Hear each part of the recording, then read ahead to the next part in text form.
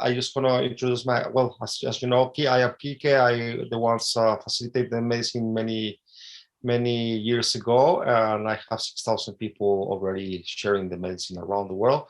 But we are doing this to have some feedbacks about experiences, what you heal, and also which is the changes of after doing the sacred medicine, and what was your expectations, and which is your perception now after this retreat.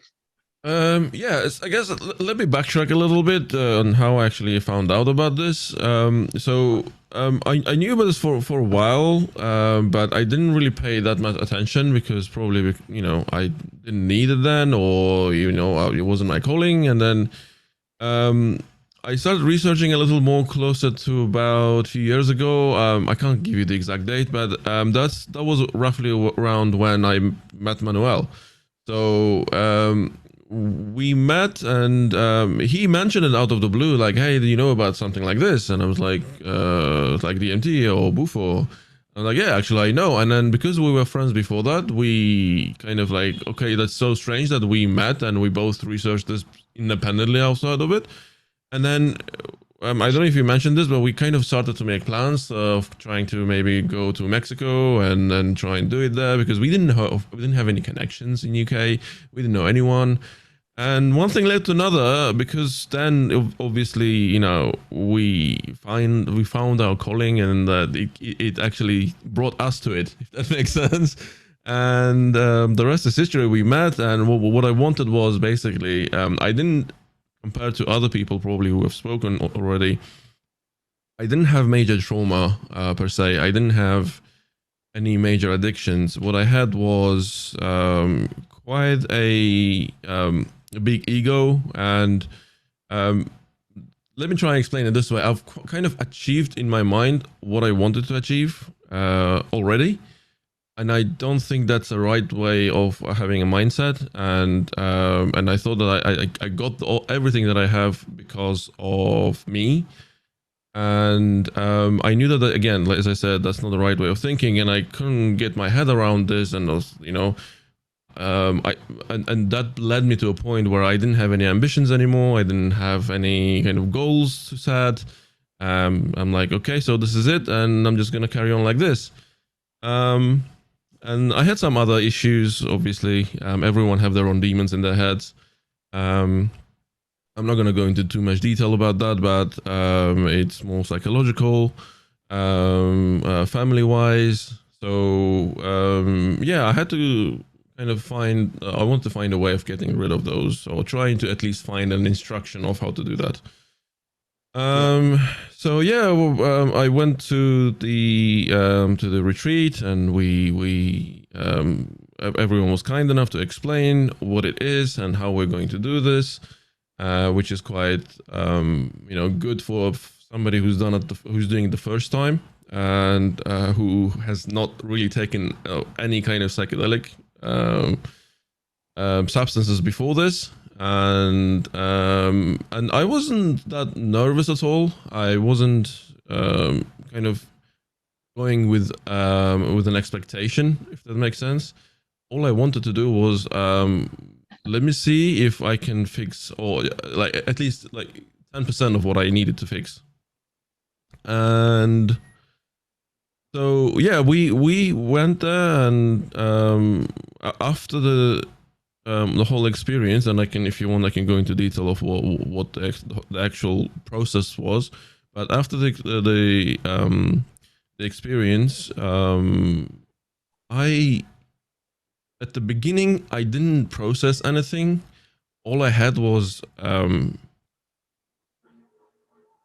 huge amount of joy and love, and and I think I said it as soon as I came out of it. The first thing I said was, I feel like I've been massaged for like a month non-stop, and it was not like a physical massage. It was more of an emotional, internal massage. Like, okay, it feels like I'm free now, and I can breathe, and I can think right, and everything around me was saturated. And because we were in the room, I wanted to go outside. I really felt the connection of I need to be under the sun. I need to look at the sun. I went out. I literally was kind of in the middle of nowhere. Walked out a little bit. I looked at the sun, closed my eyes, and I had again a little bit of a trip. and I felt a really good connection with the heat, and I could see through the eyelids everything that I was going through, and emotional. It was more visual emotions. I could see my emotions, if that makes sense, and I was happy, and everything was saturated. All the colors were saturated. The green was actually green, and I posted a little thing on the group that I hope that everyone can see the true colors of life, and that doesn't just mean the colors, the actual energy behind it. So yeah, that was the first day or the same day, and then I didn't think about. I mean, I was thinking about the intentions, but I didn't really, kind of put everything kind of connect to each other. I couldn't connect everything and kind of work it out in my head of what is going on. It took me about 2 to 3 weeks to finally realize, and I told Manuel about this as well, is that at the beginning, because I didn't understand it all, I felt the joy and all that was great, but my intentions are still there, and I kind of was confused, and I started researching a bit more, reading, and looking at some other people who've gone through this. And when I gone through that, and I saw other people talking about this, and the things that they were talking about, then that started to make sense. Is that, oh, okay, we are all right. It's not the end, and everything that I've done until now, it wasn't just me. It was just me being in the right place in the right time. It was just luck, and I'm so grateful to be that lucky. Is that, in one quick instance, I could lose everything, and I should suppose, set my goal at the beginning first, is that I shouldn't lose that. I should fight for keeping it and all that.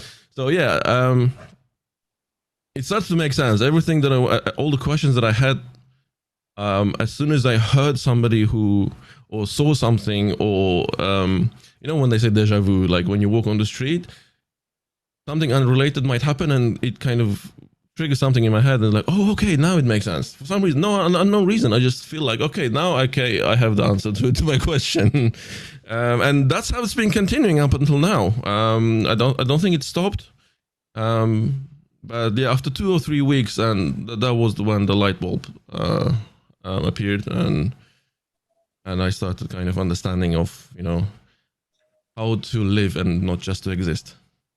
Oybek, I have a question for you. Which is the feeling of your environment, relationship with your friends, your family, with yourself? It's been improved in somehow, or you feel the same? Which is the feeling? The problem that I wanted to fix with my family, there is an improvement. I can't say that it's fixed, because it's not something that you can fix. It's something that you need to work for, to keep, and to make sure that you have a healthy life. That is what they say: fight for your family, fight for your life, right? So this is what I need to do, is the constant battle to make sure that it is right. And Bufo basically provided me instructions on how to do that, rather than me just thinking about it and just leaving it alone. With family, it's improved in terms of everything else around me. I would say I'm not still, but I wasn't 100% any kind of spiritual person. I didn't believe, and I still don't believe in religion, but I know that where I was, it was intelligent, and that intelligence wasn't my head. It was talking to me in a way that I wouldn't speak to myself, and it had meanings that somebody who is much more intelligent than me was telling me. And I'm saying it in a very rudimental, human language, but that wasn't what there is no way you can explain. And I think the closest thing I could explain it is, you can't explain somebody who was born colorblind or what color red is. There's no way you can explain that. It's the same thing, is that I can't explain it to somebody who's not gone through this. So people ask me around, what it is, how it happened, and some people say, hey, okay, whatever, and some people actually feel quite connected to it. A friend of mine he has a calling as well, and then I explained to him, and I left it at that, and he reached out to me. He's like, okay, let me know what it is, and I think you spoke to him already, Kay. Yeah. Outside of that, trees or everything organic, I believe everything is connected. And I felt like, because I live in an apartment and I'm actively trying to now go somewhere where I'm closer to the ground, to earth. I want to be closer to where we came from and we go to. And I don't believe that I'm going to go to some heaven, but what I saw where I was, if that's where I'm going to go, I'm happy. I don't mind.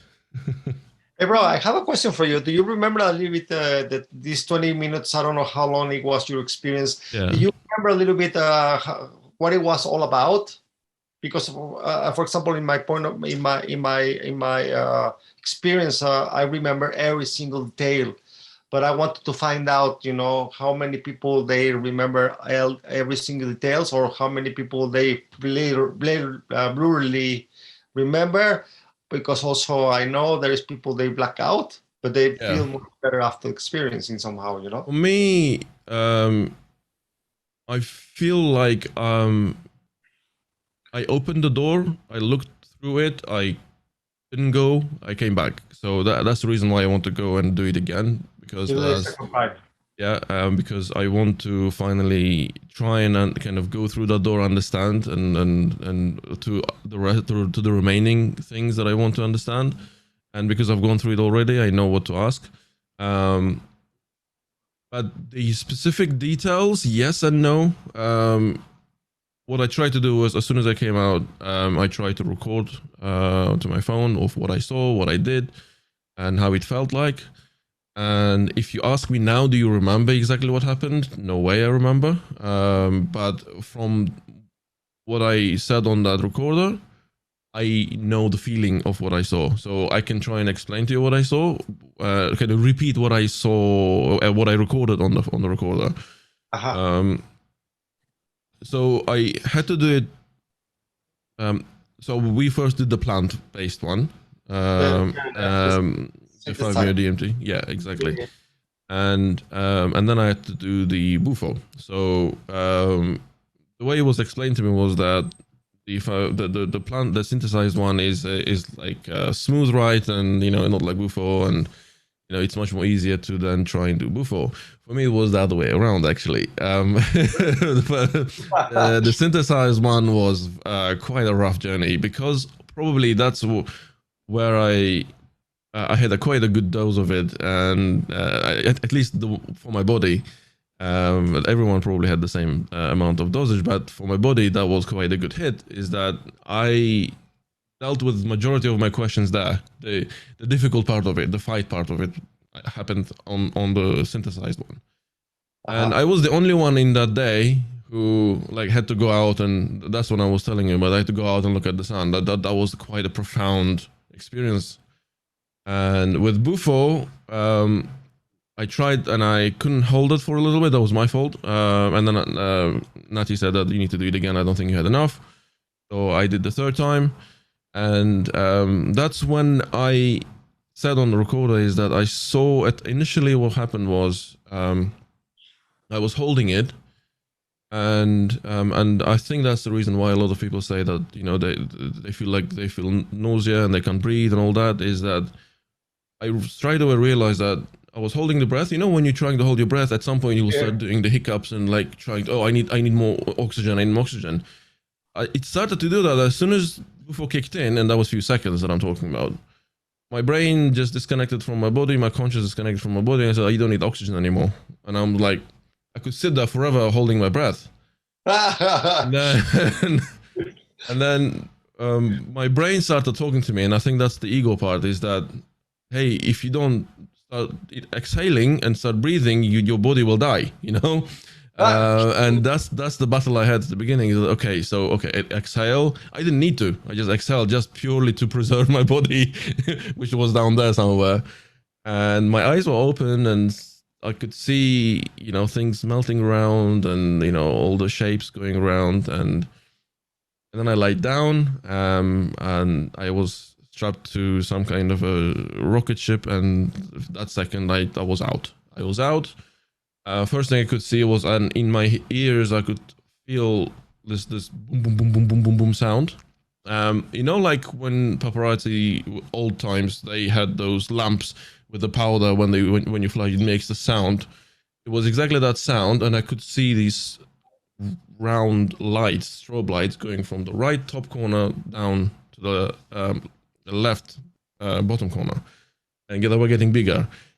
It was boom, boom, boom, boom, boom, getting bigger, and I don't remember anything after that. And then I went. Something happened, but I don't remember. I didn't remember when I woke up. I said something happened. I don't remember. And then after that, something that I don't remember, I saw a big blob of, like, when you put crude oil in water, it kind of goes around like this, like a plastiline, like goes around, and it was moving around like that. And I saw what I needed to say. It had a meaning, and I didn't like that, and I was fighting it. And then it turned to a face that I recognized, and I felt all the bad things that I had with that face and with that person, and it getting worse and worse. It turned demonic and really horrendous face, and I thought, okay, so I'm making it myself. Me feeling about bad things is making that face going, distorted and getting worse again. As soon as I thought about that, as soon as I found that answer, is that face started going back to the original blob, and then it disappeared, and I was in the complete white and pinkish area, which to me was heaven at that point, or any kind of understanding of what heaven is. I didn't have any worries. I didn't have any issues. I had all the problems. I was myself, but I was happy, and nothing worried me, and it was such an amazing time. I was telling my wife that all the struggles that I went through at the beginning is 100% worth for me just to see that ending, in that white place. Oh, sorry, before that, actually, after that blob, there was a white dot appeared in the middle of it before it disappeared, and then that white dot started coming closer and closer and getting bigger, as if the train hits your face, and then the white just came running through my face, and I saw a tower in there, and that's what I said. I opened the door, I looked at it, and I didn't go there. I saw a tower. The only way I could explain is it looked organic. It looked like a flower that you can extend. So it had petals, like long petals around it like that. And I saw prosthetic, like some people who don't have teeth have prosthetics in their mouths. So those prosthetics came out, and they were almost like a laughing mouth only, and there was no face, nothing else, just the mouth, so there's just the teeth. And I saw them going around like me, and when I woke up, and I said, like, the only way I could understand that is that I talk too much, and I don't mean talk too much in my mind. I mean in my like through my mouth to people. I talk too much in my head. I overanalyze things. I do. I sleep. I don't sleep. I think a lot. I, try to plan the next move. I try to do this and that. And always a busy head is that, relax, forget about it. Just, sleep. Just don't think about about anything for a minute. So, that was that. And then I went to that white place I talked to you about, and it was happy. And I woke up like as if I was massaged, and no worries. So that was the experience. But I don't remember any of it now. Like, if this is basically a recollection in my head. Yeah. Reconstruction.